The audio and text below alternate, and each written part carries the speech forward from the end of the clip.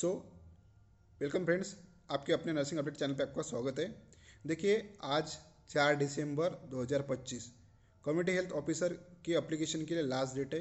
जिन्होंने भी अभी तक फॉर्म नहीं भरा है वो 12 बजे तक फॉर्म भर सकते हैं।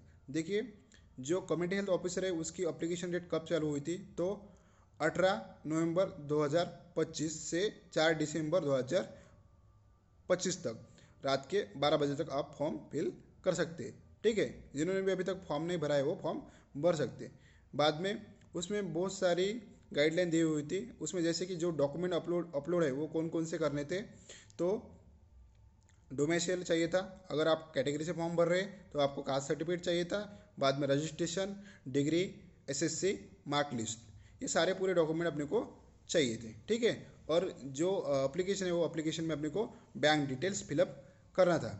ठीक है, और उसमें गाइडलाइन भी दी हुई थी कि अपने को जो भी डॉक्यूमेंट्स है वो डॉक्यूमेंट कैसे अपलोड करने हैं, किस साइज़ में अपलोड करने हैं, वो पूरी इन डिटेल्स उनमें दी हुई थी।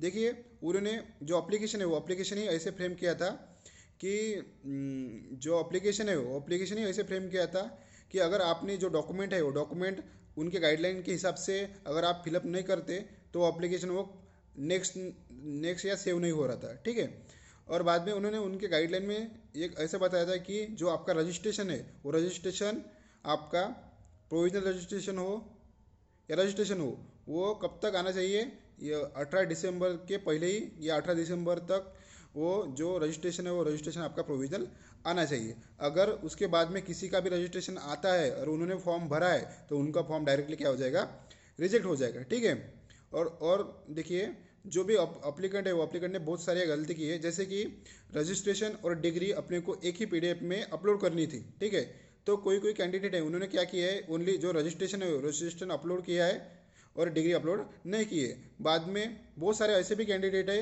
जिनके ओनली रजिस्ट्रेशन आया है पर डिग्री आने के लिए टाइम था, उन्होंने भी फॉर्म फिलअप किया है, तो देखिए उनका भी फॉर्म क्या है वो रिजेक्ट हो सकता है। और दूसरी बात देखिए, जो एप्लीकेशन है वो एप्लीकेशन उन्होंने ऐसे फ्रेम किया था कि प्रॉपर उन्होंने फ्रेम किया था, जैसा अपने को एप्लीकेशन भरना था वैसे ही उन्होंने फ्रेम किया था।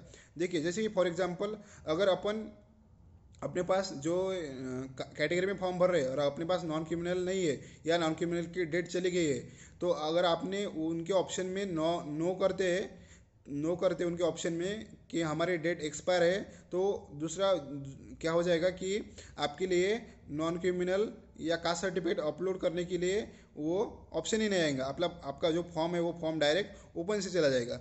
अगर आप और अगर आपकी डेट चली गई है और फिर भी आप वो फॉर्म जो डेट है वो डेट गलत डाल रहे हैं और वो जो डॉक्यूमेंट है वो डॉक्यूमेंट भी डेट के पहले ही वाला ही डाल रहे हैं, एक्सपायर होने के बाद में भी डाल रहे हैं, तो आपका फॉर्म जो है वो फॉर्म रिजेक्ट हो सकता है, आपका एप्लीकेशन रिजेक्ट हो सकता है।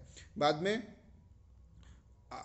आपको जो भी उन्होंने गाइडलाइन दिए हुए थे वो पूरी गाइडलाइन आपको फॉलो करनी थी। अगर जिन्होंने भी ये गाइडलाइन फॉलो नहीं किए तो उनका जो फॉर्म है वो फॉर्म रिजेक्ट हो सकता है। अगर थोड़ी कुछ माइन्यूट चेंजेस होंगे, कुछ नेम ऑफ करेक्शन वगैरह या थोड़े कुछ माइन्यूट चेंजेस होंगे तो उसमें एफिडेविट करके अपना कुछ हो सकता है। मगर अगर डॉक्यूमेंट डेट वैलिड नहीं है और फिर भी आपने आपके रिजर्वेशन कैटेगरी से फॉर्म भरा है तो आपका फॉर्म रिजेक्ट हो जाएगा 100%। ठीक है, और जो भी CHO है, अभी वो CHO के लिए जो भी स्टूडेंट पढ़ाई कर रहे हैं, बहुत सारे स्टूडेंट पढ़ाई कर रहे हैं, वो अच्छे से पढ़ाई करें। और अपने को पता है कि जो अप्लीकेंट है वो कौन कौन से अप्लीकेबल थे इसके लिए, तो जो भी BSc नर्सिंग वाले, BHMS वाले और BAMS वाले और PBSc वाले, ये सभी कैंडिडेट इसके लिए अप्लीकेबल थे। तो जिन्होंने भी फॉर्म भरा है अच्छे से पढ़ाई की है, सबको best of luck. Thank you, धन्यवाद।